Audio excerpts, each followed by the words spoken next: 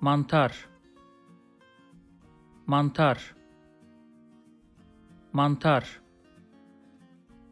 Bu mantar yenilebilir değil. Bu mantar yenilebilir değil. Bu mantar yenilebilir değil. Topladığın mantarlar zehirli.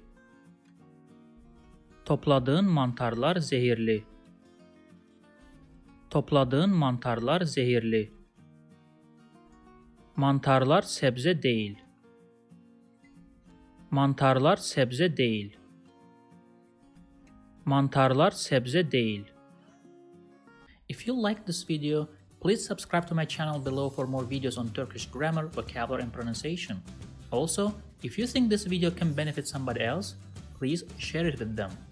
Last, if you have any comment or request, please provide your feedback in the comment section below and I'll do my best to respond as soon as possible.